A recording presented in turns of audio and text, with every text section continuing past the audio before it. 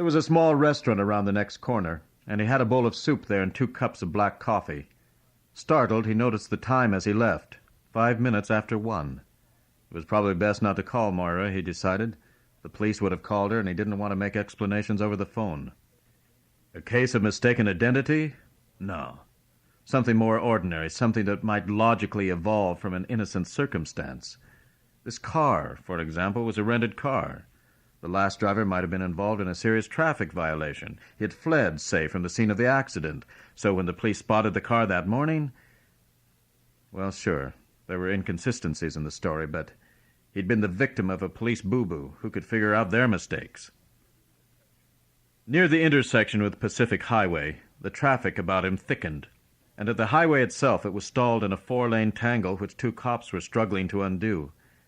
That didn't jive with the normal pattern of Monday in San Diego. Traffic wasn't this bad even during the shift changes at the aircraft plants, and it was the wrong hour for that. Almost an hour later, near Mission Beach, he turned off the highway into a filling station, and here he learned the reason for the congestion. The horses were running at Del Mar. It was the beginning of the local racing season. Entering the hotel, he called Moira's room from the lobby. There was no answer, but she had left a message for him with the clerk. "Why, yes, Mr. Dillon, she said to tell you she'd gone to the races." "The races? You're sure?" "Yes, sir. But she was only going to stay for part of the day's program. She'll be back early, she said." "I see. By the way, was there a call from the police about me a couple of hours ago?" The clerk admitted delicately that there had been, also revealing that there had been a similar call to Mrs. Langtry. "Naturally, we spoke of you in the highest terms, Mr. Dillon. It was, nothing serious, I hope." "Nothing. Thanks." Roy went up to his room. He stretched out on the bed, letting his thoughts roam, piecing them together with a hunch and instinct until they formed a pattern. First there was her curiosity about the way he lived, the job he held. Then there were her subtle complaints about their relationship. They didn't really know each other. They needed to get acquainted. So he'd arranged this excursion, a means of getting acquainted, and how did she use the time? Why, by putting him on his own at every opportunity, and then sitting back to see what happened. So now she knew. She must know. Her actions today proved that she did. The police had called her about him. Yet she had not been concerned. She had known that he would be all right. That just as his front had held up for years, it would continue to hold up in this trouble, whatever the trouble was. So having found out all that she needed to, she had gone off to the races. The races. Abruptly, he sat up scowling, his mild annoyance with her turning to anger. She had stalled on coming to La Jolla after being so anxious for the trip. She had unreasonably found reason to postpone it until this week. Because this was the beginning of the Del Mar meet, and the tracks in L.A. were temporarily inactive. Or maybe not. He couldn't be absolutely sure that she was nosing into Lily's business as she had nosed into his. It might be that she was simply sore at him for leaving her alone so long, and that she had gone to the races as a way of expressing her displeasure. Moira returned to the hotel around 4 o'clock, fretting humorously over the discomforts of her cab ride, pretending to pout at Roy for going off without her. "I just thought I'd teach you a lesson. You're not mad, are you?" "I'm not sure. I understand the police called you about me." "Oh, that. What was the trouble, anyway?" "You wouldn't have any idea?" "Well, Roy, I've been wanting to talk to you for a long time. But before I could, I wanted to make sure that..." "Let it ride a little. Did you see Lily at the races?" "Lily? Oh, you mean your mother? Isn't she living in Los Angeles now?" Roy said that she was, but the L.A. meet closed last week. So she'd be down here at Del Mar, wouldn't she? "How do I know? What are you getting at, anyway?" She started to get up. He held her, taking a grip on the front of her dress. "Now, I'll ask you again. Did you see Lily at the Del Mar track?" "No. How could I? I sat in the clubhouse." "And Lily wouldn't be in the clubhouse, Now, how did you know that?" "Because I... All right, Roy. I saw her. I was snooping. But it's not like you think. I was just curious about her, wondering why she'd come to Los Angeles. And she was always so nasty to me. I knew she was knocking me to you every chance she got. So I just thought, who is she to be so high and mighty? And I talked with a friend of mine in Baltimore, and... I see. You must have some very knowledgeable friends. Roy, don't be angry with me. I wouldn't do anything to hurt her, any more than I would you. You'd better never try. Lily travels in some very fast company. I know. I'm sorry, dear. Lily didn't see you today? Oh, no. I didn't hang around. Roy, honest. She kissed him, smiling into his eyes. Now, about us. Yes? We may as well go back to Los Angeles, hadn't we? You found out what you wanted to know. Now, honey, don't take it like that. I think I must have known for a long time. I was just waiting for the right opportunity to talk to you. And just what do you know about me, anyway? I know you're a short con operator. A very good one, apparently. You talk the lingo. What's your pitch? The long end. The big con. He nodded, waited. She snuggled close to him, pressing his hand against her breast. We'd make a hell of a team, Roy. Why, darling, we could work for 2 months out of the year and live high for the other 10. Wait. This isn't something to rush into, Moira. It's going to take a lot of talking about. So, let's talk. Not here. We didn't come here on business. You think it might be hard to give me a turn down here? It would be easier on the home grounds. You're smart. Maybe too smart, Moira. But I didn't say I was turning it down. Well, if that's the way you want it. That's the way I want it. They caught the 6 o'clock train back to Los Angeles. They had a drink in the half-empty lounge. Then, discovering that the train carried no diner, they remained in the car for the rest of their ride. Seated in the cozy closeness of a booth, her thigh pressed warmly against his, Moira looked out at the aching loneliness of the sea, the naked and hungering hills, the houses closed firmly to all but themselves. The idea that she had propounded to him, something that was merely desired, became a tigerish must, a thing that had to be. It was either that or nothing, and so it had to be that. It was what had to be, and damn him, he'd better... He made some casual comment, nudging her for a response. Hey, now, what's the matter? Nothing. Just thinking about something. What was it you said? He shook his head. He couldn't remember what it was now. But maybe I should know your name, lady. Your right one. How about Langley? Langley. Langley? You mean the farmer? You team with Farmer Langley? That's me, pal. Well, now, what happened to him anyway? I heard a lot of stories, but... The same thing that happens to a lot of them. He just blew up. Booze, dope, the root. I see. Now, don't you worry about him. That's all over and done with. There's just us now. Moira Langtree and Roy Dillon. He's still alive, isn't he? Possibly. I don't really know. And she might have said, and I don't care. The farmer had got what he deserved. Anyone who deprived her of something she wanted deserved what he got. It was 9:15 when the train pulled into Los Angeles. She and Roy had dinner at the station restaurant, then they drove out to her apartment. She threw off her wraps, turned to him, holding out her arms.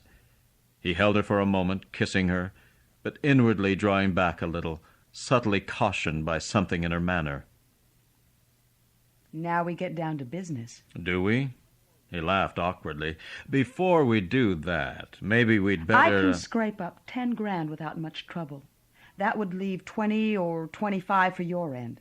There's a place in Oklahoma now, wide open if the ice is right. We can move in there with a wire store and... Hold it, kid. It would be perfect, Roy. Say 10 grand for the store, 10 for the ice, and another 10 I said hold it.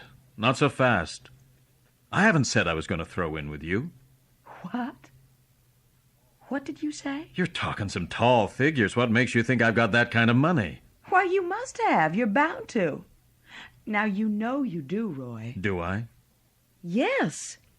I watched you work on the train. As slick an operator as I ever saw. You don't get that smooth overnight. You've been getting away with it for years, living on a square-John income and taking the fools for all their... I've been doing some taking myself. Enough to put me in the hospital here and in San Diego today. So what? That doesn't change anything. All it proves is that it's time you moved up. Get up where there's big dough at stake and you don't have to stick your neck out every day. Maybe I like it where I am. Well, I don't like it. What are you trying to pull on me anyway? He stared at her, not knowing whether to laugh or be angry. I better run along now. We'll talk about it some other time. We'll talk about it now, by God. Then there's nothing to talk about, Moira. The answer is no. He stood up. She jumped up with him. Why? Just tell me why, damn you! Roy nodded, a glint coming into his eyes. He said that the best reason he could think of was that she scared the hell out of him. Now, I've seen people like you before, baby. Double tough and sharp as a tack, and they get what they want or else. But they don't get by with it forever. Bull. Sooner or later, the lightning hits them, honey, and I don't want to be around when it hits you. He started for the door. Wild-eyed, her face mottled with rage, she flung herself in front of him. It's your mother, isn't it? Sure it is. One of those keep-it-in-the-family deals. That's why you act so funny around each other. That's why you were living in her apartment. What are you saying? Don't act so goddamned innocent. You and your own mother. Ah, I'm wise to you. I should have seen it before. Why, you rotten son of a bitch. How is it, huh? How do you like this? How do you like this? He slapped her suddenly, catching her with a backhanded slap as she reeled. You see why it wouldn't do, Moira? You dirty bastard. You're going to see something. I'm sorry, Moira. Good night, and good luck. Back at his hotel, he lay awake for a time, thinking about Moira, wondering at how little sense of loss he felt at losing her. Was tonight merely a finalizing of something that he had long intended to do? It seemed so. It had the feeling about it of the expected. He frowned, on the point of falling asleep, then relaxed with a shake of his head. No danger there. She'd blown her top, but she was probably regretting it already. At any rate, there was nothing she could do, and she was too smart to try. Her own position was too tenuous. It was after 9 when he awakened. He sprang out of bed, feeling good and full of energy, starting to plan the day's schedule as he reached for a robe. Then drearily he sat back down, for here he was again as he had been last week, confronted by emptiness, barred from his selling job, barred from any activity. Dully he cursed Kaggs. He cursed himself. As he bathed and shaved, as he dressed and went out to breakfast, he sought some way out of the impasse, and his mind came up with the same 2 answers, answers which were wholly unacceptable. 1, he could take the sales manager's job and give up the grifting. Or 2, he could jump town and go to another city, begin all over again. Breakfast over, he got into his car and began to drive aimlessly. When this became unbearable, as it very shortly did, he pulled in to the curb and parked. That damn pert Kaggs! Why couldn't he have left me alone? Why did he have to be so damn sure that I... His frown faded, and a slow smile played around his lips. Kaggs was a man who made up his mind in a hurry, so probably he would unmake it just as fast. He would take no nonsense from anyone. Given sufficient reason, he would snatch back from the sales manager's job as promptly as he had proffered. Roy called him from a nearby drugstore. He was still forbidden to work for a while, he said, but perhaps Kaggs would like to have lunch with him. Kaggs said that he seldom took time for lunch. He usually settled for a sandwich in his office. Maybe you should start going out. Oh, you mean on account of my ulcers? Well, I mean on account of your disposition. It might help you to get along better with people. He grinned coldly, listening to the startled silence that poured over the wire. Then Kaggs said equably, Well, maybe it would at that. 12 o'clock suit you? No, it doesn't. I'd rather eat at 1. Kaggs said fine, that was better for him, too. 1 o'clock, then, the little place across the street. Roy hung up the phone. He arrived at the restaurant a little before 1. They ate at a small table in the rear of the place. Somehow, much to Roy's annoyance, the feeling of empathy grew between them. Toward the end of the meal, Kaggs did a surprising thing for him. Reaching across the table, he gave Roy a shy slap on the shoulder. "Feeling lousy, aren't you, boy? Like you could bite nails." "Well, what makes you think that?" "You just have to. I know I would. A man can idle around so long, and then it begins to drive him nuts. Why don't you come back to the office with me for a while? Sort of look over the setup." "Well, you're busy, and you can take a gander at the salesman's file if you like. Do what you want to and pull out when you want to." "Well, why not?" He could think of no valid reason to decline. Similarly, finding himself in Kaggs' office at Sarver and Webb, he was forced to accept the file which Kaggs shoved in front of him, to show at least a semblance of interest in its various cards. Resentfully, he saw himself as victim of Kaggs' high-handedness. But this wasn't really true. He was his own victim. He had made personality a profession, and he could not stray far or for long from his self-made self. He rifled through the cards, unseeing. He began to see them, to read the meaning in them, and thoughtfully, one at a time, he took them out of the file and spread them out on the desk. He picked up a pencil, reached for a pad of scratch paper. As he worked, Kaggs gave him an occasional covert glance, and a smug smile tightened his thin lips.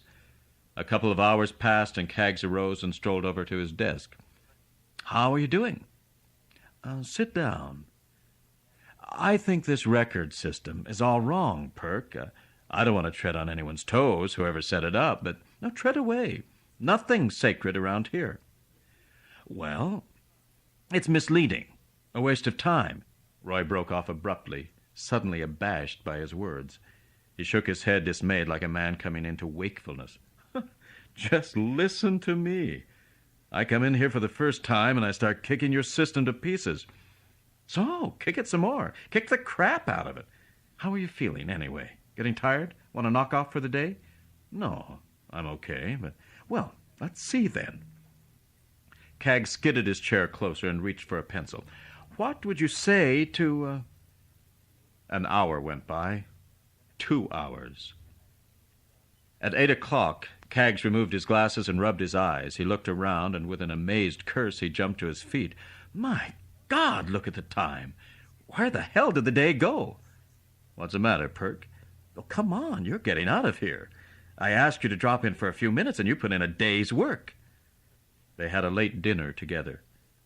As they said good night, Kaggs gave him a sharp, searching glance. "Now level with me, Roy. You do want this job, don't you? You want to be sales manager?" "Well..." And there it was. Here was his chance to refuse, and he knew suddenly that he could refuse without apology or explanation, and that would be that. He could go back to his old life where he had left it. For something had happened between him and Kaggs, something that made them friends. And friends do not question each other's motives. "Why, of course, I want it. What gave you the idea that I didn't?" "Nothing. I just thought that, nothing. To hell with it." "To hell with you. You go home and get some sleep, and don't show up at the shop again until the doctor says you're ready." Driving back to the hotel, he started to rationalize his decision, to find some devious reason for doing what he had done. But that passed very quickly. Why shouldn't he take a job that he wanted to take? Why shouldn't a man want a friend, a real friend, when he'd never had one before? He put the car away and entered the hotel. The elderly night clerk hailed him. "You had a phone call this morning, Mr. Dillon. Your mother." "My mother? Why didn't you leave word for me where I was at work?" "I was going to, sir, but she said not to bother. Didn't have time to wait, I guess." Roy picked up a house phone, put in a call to Lily's apartment. He hung up a moment or two later, puzzled, uneasy. Lily was gone. She had checked out of her apartment this morning, leaving no forwarding address. He went upstairs. Frowning, he shucked out of his clothes and lay down on the bed. He tossed and turned for a while, worrying. Then gradually he relaxed and began to doze. Lily could take care of herself. There could be, must be, an innocent reason for her sudden move. He fell asleep. After what seemed only an instant, he came awake. Sunlight flooded the room. It was late in the morning. There was a knock on the door, a steady knocking. He crossed to it, opened it enough to look out. He blinked at the man there. Then the man, identifying himself, stated his business with professional regret, apologizing for the errand that had brought him here. Roy let the door open wide, and he stood, shaking his head as the man came inside. "No," he shouted silently. "It wasn't true. It was some stupid mistake. Lily wouldn't be in Tucson. Why? Why?" He said it aloud, glaring at his visitor. "Well, you're wrong anyway. It's someone else. My mother wouldn't—" "I'm afraid not, Mr. Dillon. It was her own gun, registered to her. The proprietor of the tourist court remembers that she was very distraught. Of course, it does seem a little odd that she'd use a gun with a silencer on it for something like that, but—" "And she didn't. It doesn't make sense." "It never does, Mr. Dillon. It never makes sense when a person commits suicide." The man was slightly bald, heavy-set with a plump, honest face. His name was Chadwick, and he was a Treasury Department agent. "You understand why I came rather than the local police, Mr. Dillon. It really isn't their affair, at least at this point. I'm afraid there may be some unpleasant publicity later on, when the circumstances of your mother's death are revealed. An attractive widow with so much money in her possession, but—" "I see. The money. More than $130,000, hidden in the trunk of her car. I'm very much afraid she hadn't paid taxes on it. She'd been falsifying her returns for years. Now, the body was discovered this morning about 8 o'clock, right? You seem to have been a very busy little man." Chadwick agreed simply that he had been. "Our office here hasn't had time to make a thorough investigation, but the evidence is indisputable. Your mother couldn't have saved that much out of her reported income. She was a tax evader." "Well, how terrible. Too bad you can't put her in jail." "Please, I know how you feel, but—" "I'm sorry. That wasn't very fair. Just what do you want me to do, Mr. Chadwick?" "Now, I wonder if you can give me any information as to the source of your mother's income. It seems obvious, you know, that there must have been some tax evasion on the part of others, and—" "I imagine you know as much about my mother's associates as I do, Mr. Chadwick. Probably you know a hell of a lot more." Chadwick nodded gravely and stood up. Hesitating, hat in hand, he glanced around the room. There was approval in his eyes and a quiet concern. Lily's money had had to be impounded, he murmured, her car, everything she owned, but any sum necessary for her burial would be released. "You'll want to see to the arrangements personally, I imagine, but if there's anything I can do to help, if you can tell me when you might care to leave for Tucson, if you are going, that is, I'll notify the local authorities and—" "I'd like to go now, just as soon as I can get a plane." "Let me help you." He picked up the phone and called the airport. He spoke briskly, reciting a government code number. He glanced at Roy. "Get you out in an hour, Mr. Dillon, if that's not too soon." "I'll make it. I'll be there." He got to the airport with 10 minutes to spare. Picking up his ticket, he hurried toward the gate to his plane. And then, moved by a sudden hunch, he swerved into a telephone booth. A minute or two later, he emerged from it. Grim-faced, a cold rage in his heart, he went to his plane. As it circled the field and winged south, a stewardess began serving the pre-luncheon drinks. Roy took a double bourbon. Sipping it, he settled back in his seat and gazed out the window. But the drink was tasteless, and he gazed at nothing. Lily. Poor Lily. She hadn't killed herself. She'd been murdered. For Moira Langtry was also gone from her apartment. Moira had also checked out yesterday morning, leaving no forwarding address. There was one thing about playing the angles. If you played them long enough, you knew the other guys as well as you knew your own. Given a certain set of circumstances, you knew just about what he would do or what he had done. Moira had a contact in Baltimore. Moira knew that Lily would be carrying heavy. That is, like any successful operator, she would have accumulated a great deal of money which would never be very far from her. As to just how far, just where it might be hidden, Moira didn't know. She might look forever without finding it. Thus Lily had had to be put on the run. For running, she would take the loot with her. How to make her run? No problem there, for a fearful shadow lies constantly over the residents of Uneasy Street. Every neighbor is suspect, every outsider, even one's own husband or wife or sweetheart. There's no ease on Uneasy Street. The longer one's tenancy, the more untenable it becomes. You didn't need to frighten Lily, only to frighten her a little more. And if you had a contact at her home base, someone to give her a friendly warning by telephone... A police car was waiting for him at the airport. It carried him into the city, and a police captain took him into a private office and gave him the facts as he could. Checked into the motor court around 10 last night, Mr. Dillon. It's that big place with 2 swimming pools. You passed it on the way into town. The night clerk says she seemed pretty jumpy, but I don't know that you can put much stock in that. People always remember that other people acted or looked or talked funny after something's happened to them. Anyway, your mother left a 7:30 call, and when she didn't answer her phone, one of the maids finally got around to looking in on her. Lily was dead. She was lying in bed in her nightclothes. The gun was on the floor at the side of the bed. Judging by her appearance, Roy winced. She'd put the muzzle in her mouth and pulled the trigger. There was no sign of a struggle, no suicide note, and that's about all we know, Mr. Dillon, unless you can tell us something. Roy said he couldn't, and that was true. He could only say what he suspected, and such guilty suspicions would only damage him while proving nothing at all against Moira. It might make a little trouble for her, cause her to be picked up and questioned, but that would accomplish no more than that.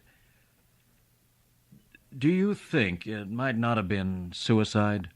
That someone killed her? No, I can't say that I think that. There's nothing to indicate murder.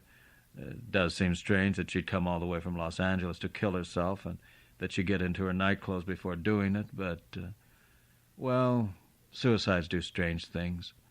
I'd say that she was badly frightened, so afraid of being killed that she went out of her mind. Well, that sounds reasonable. Do you think someone followed her to the motel? The person who frightened her, I mean? Possibly. But the place is on the highway, you know. People are coming in and out at all hours. If the guilty person was one of them, it would be practically impossible to tab him. Roy murmured agreement. There was only one more thing he could say. One more little nudge toward Moira that he could safely give the captain. I'm sure you've already looked into it, Captain, but what about fingerprints? Wouldn't they, Fingerprints are for detective stories, Mr. Dillon. If you dusted this office, you'd probably have a hard time finding a clear set of mine. You'd find hundreds of smudged prints, and unless you knew when they were made and just who you were looking for, I don't know what the devil you'd do with them. Now, there are a few items of your mother's personal property that you'll want. Her wedding ring, so on. If you'll just sign this receipt. Roy signed and was given a thin brown envelope. He pocketed it, the pitiful residue of Lily's hard and harried years, and the captain escorted him back to the waiting police car. The undertaking establishment was on a side street, a sedate building of white stucco which blazed blindly in the afternoon sun. But inside it was almost sickeningly cool. Roy shivered slightly as he stepped into the too fragrant interior. The manager of the place, apparently alerted to his company, sprang forward. "So sorry, Mr. Dillon. So terribly sorry. No matter how we try to prepare for these tragic moments, I'm all right. I'd like to see my mother, please. Shouldn't you sit down for a moment first, or perhaps you'd like a drink?"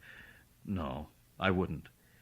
"It might be best, Mr. Dillon. It would give us a little time to, well, you understand, sir, due to the unusual financial involvements, we have been unable to, perform the cosmetic duties which we normally would. The loved one's remains, the poor dear face..." Roy cut him off. He understood, he said. Also, he said, enjoying the manager's wince of distaste, he knew what a bullet fired into a woman's mouth could do to her face. "Now, I want to see her. Now." As you wish, sir. Please to follow me." He led the way to a white-tiled room behind the chapel. The cold here was icy. A series of drawers were set into one of the frostily gleaming walls. He gripped a drawer by its handle and gave a tug, and it glided outward. Roy advanced and looked into it. He looked, and looked quickly away. He started to turn away, and then slowly, concealing his surprise, he forced his eyes back on the woman in the coffin. They were about the same size, the same coloring. They had the same full but delicately boned bodies, but the hands, the hand. Where was the evil burn that had been inflicted on it? Where was the scar that such a burn must leave? Well, doubtless it was on the hand of the woman who had killed this woman, the woman whom Moira Langtry had intended to kill, and who had killed Moira Langtry instead. It was late evening when the dusty Cadillac reached downtown Los Angeles, pulled up a few doors short of the Grosvenor Carlton. The driver leaned wearily over the wheel for a moment, limp with exhaustion, a little dizzy from sleeplessness. Then, resolutely, she raised her head, removed the tinted sunglasses, and studied herself in the mirror. Her eyes were bloodshot, but that didn't matter. They would probably be a hell of a lot worse before she was safely out of this mess. The glasses covered them, also helping to disguise her face. With the glasses on and with the scarf drawn tightly around her head and under her chin, she could pass as Moira Langtry. She'd done it back at the Tucson Motel, and she could do it again. She made some minor adjustments on the scarf, pulling it a little lower on her forehead. Then, throwing off her weariness, she got out of the car and entered the hotel. The clerk greeted her with the anxious smile of the aged. He heard a request, a command, rather, and a touch of uncertainty tinged his smile. "Well, Mr. Dillon's out of town, Mrs. Langtry. Went to Tucson this morning, and... I know that. But he's due back in just a few minutes. I'm supposed to meet him here. Now, if you'll kindly give me his key... But you wouldn't like to wait down here? No, I would not. The key, please." He took the key from the rack and gave it to her. Looking after her as she swung toward the elevator, he thought with non-bitterness that fear was the worst part of being old. But maybe, he thought hopefully, this would be all right. After all, Mrs. Langtry and Mr. Dillon were good friends, and visitors did sometimes wait in a guest room's when the guest was out. Entering Roy's room, the woman locked the door and sagged against it. Then, dropping the sunglasses and her large handbag on the bed, she went to the 4 box-framed clown pictures. They'd caught her attention the first time she'd seen them, something that struck a jarring note, entirely incompatible with the known tastes of their owner. They couldn't have been there as a decoration, so they must serve another purpose. Now, prying loose the backs of the pictures, she saw that her guess was right. The money tumbled out, sheaf after sheaf of currency. Stuffing it in her bag, she was struck with unwilling admiration for Roy. He must be good to have piled up this much. Then, stifling this emotion, telling herself that the theft would be good for him by pointing up the fruitlessness of crime, she finished her task. The bag bulged with its burden of loot. She could barely close the clasp, and she wasn't at all sure that it would stay closed. She hefted it, frowning. She put it under her arm, draping an end of the stole over it, checked her appearance in the mirror. It didn't look too bad, she thought. Not too bad. If only the damn thing didn't fly open as she passed through the lobby. She considered the leaving of some of the money behind, and abruptly vetoed the idea. She needed that dough, every damn penny of it, and a lot more besides. She gave the mirror a final swift glance. Then, the purse clutched tightly in her arm, she crossed to the door and unlocked it, pulled it open, and fell back with a startled gasp. "Hello, Lily." The basic details of her story were just about what Roy expected them to be. First there had been the warning call from Baltimore. Then, responding to it, her frantic flight. She drove as hard as she could and as long as she could. When she could go no further, she turned in at the Tucson Tourist Court. The place had a garage, rather than individual carports, and she hadn't liked that. But since a garage attendant was on duty at all times, she could not reasonably object to the arrangement. She put the loaded gun under her pillow. She undressed and went to bed. Yes, naturally she had locked her door, and that probably didn't mean much. She awakened hours later with 2 hands clutching her throat, hands that silenced any outcry she might make as they strangled her to death. She couldn't see who it was. She didn't care. She had been warned that she would be killed, and now she was being killed, and that was enough to know. She got the gun from under her pillow. Blindly, she shoved it upward into the face of her assailant and pulled the trigger, and... Lily shuddered convulsively, her voice breaking. God, Roy, you don't know what it was like, what it means to kill someone. All your life you hear about it and read about it, but when you do it yourself. Moira was in her night clothes, an old trick of nocturnal prowlers. Caught in another's room, they lay it to accident. There was a tagged key in Moira's pocket, the key to a nearby room. Also, it was the key to Lily's predicament. It pointed to a plan ready-made, and without thinking, she knew what she must do. She put Moira in her bed. She wiped her own fingerprints from the gun and pressed Moira's prints upon it. She spent the night in Moira's room, and in the morning she checked out under Moira's name and with a dead woman's clothes. Naturally, she couldn't take her own car. The car and the money hidden in it now belonged to Moira also. For Moira was now Lily Dillon, and Lily was Moira Langtry, and so it must always be. What a mess. And all for nothing, I guess. I was Jake with Bobo all the time, and now that it's happened, well, maybe it's a break for me after all.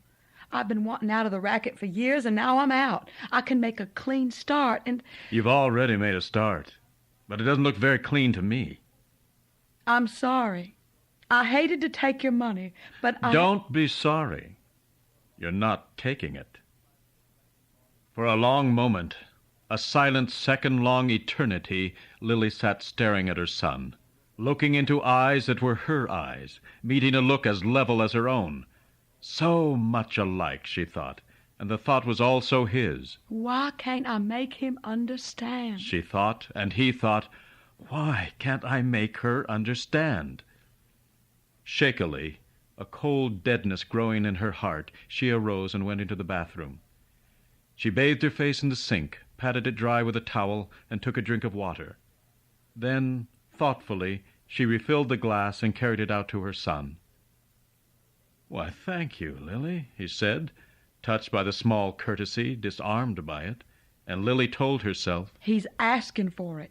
I helped him when he was in a bind, and if he tries to hold out on me now, well, he just hadn't better. I have to have that dough, Roy. She had a bank book in her purse, but that doesn't do me any good. I can't risk tapping it. All she had on her was a few $100, and what the hell am I going to do with that? Roy said she could do quite a bit with it. A few hundred would get her to San Francisco or some other non-too-distant city. It would give her a month to live quietly while she looked for a job. A job? I'm almost 40 years old, and I've never held a legit job in my life. You can do it. You're smart and attractive. There are any number of jobs you can hold. Just dump the CAD somewhere, bury it. The CAD won't fit in with the world you'll be living, and... Save it. You sit there telling me what to do? A guy so crooked that he has to eat soup with a corkscrew? I shouldn't have to tell you. You should be able to see it for yourself. A legit job and a quiet life are the only way for you, Lil. You start showing up at the tracks or the hot spots, and Bobo's boys will be on to you. I know that, damn it! I know I've got to lay low, and I will. But the other... It's good advice, Lily. I'm following it myself. Yeah, sure you are.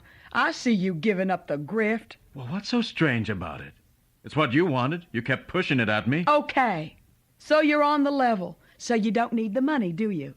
You don't need it or want it. So why the hell won't you give it to me? Roy sighed, trying to explain why, to explain acceptably the most difficult of propositions.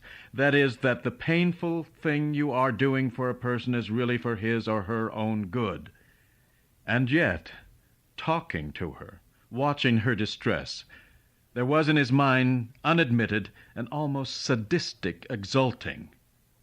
Harking back to childhood, perhaps rooted back there, back in the time when he had known need or desire and been denied because the denial was good for him. And now it was his turn. Now he could do the right thing. And yes, it was right, simply by doing nothing. Now look, Lily, That money wouldn't last you forever, maybe 7 or 8 years. What would you do then? Well, I'd think of something. Don't worry about that part. Yes, you'd think of something. Another racket, another Bobo Justice to slap you around and burn holes in your hand?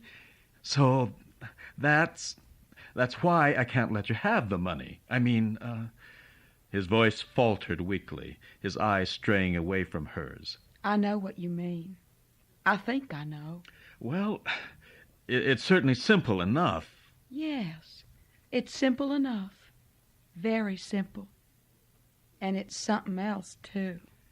There was a peculiar glow in her eyes, a strange tightness to her face, a subdued huskiness to her voice. Watching him, studying him, she slowly crossed one leg over the other. We're criminals, Roy. Let's face it. We don't have to be, Lil. I'm turning over a new leaf, so can you. But we've always had class. We've kept our private lives fairly straight. There's been certain things we wouldn't do. I know. So there's no complications.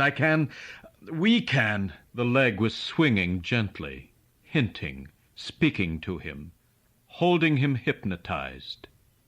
Roy, what if I told you I wasn't really your mother? That we weren't related? Huh? Why, You'd like that, wouldn't you? Of course you would. You don't need to tell me. He gulped painfully, attempted a laugh of assumed nonchalance. Everything was getting out of hand, out of his hands and into hers. The sudden awareness of his feelings, a sudden understanding of himself, all the terror and the joy and the desire held him thralled. Roy. Yes. I want that money, Roy. I've got to have it. Now, what do I have to do to get it? Lily, Lily, you know you can't go on like you were. You know you'll be caught, killed. You know I'm only trying to help you. If you didn't mean so damn much to me, I'd let you have the damn money, but I've got to stop you. You mean you really won't give it to me, Roy? Can't I change your mind? What can I do to get it? And how could he tell her? How say the unsayable? And yet, as she arose, moved toward him with the tempting grace with which Myra had used to move. Myra, another older woman who had in essence been Lily, he tried to tell her, and jumbled as it was enough for Lily. Why don't you finish your water, dear? And gratefully, welcoming this brief respite, he raised the glass. And Lily, her grip tight on the heavy purse, swung it with all her might. The purse crashed against the glass, shattering it. The purse flew open, and the money spewed out in a green torrent, a torrent splattered and splashed with red. Lily looked at it bewilderedly. She looked at the gushing wound in her son's throat. He rose up out of his chair, clutching at it. An ugly shard of glass oozed out between his fingers. He said bubblingly, "Lil, why?" And then his knees crumpled under him, and he doubled over and pitched down upon the carpet of red-stained bills. It was over that quickly, over before she could explain or apologize, insofar as there was anything to explain or apologize for. Matter-of-factly, she began to tow the unstained money to one side, gathering the bills into a pile. She tied them up in a towel from the bathroom, stowed it inside her clothes, and took a final look around the room. All clear, it looked like. Her son had been killed by Myra, by someone who didn't exist.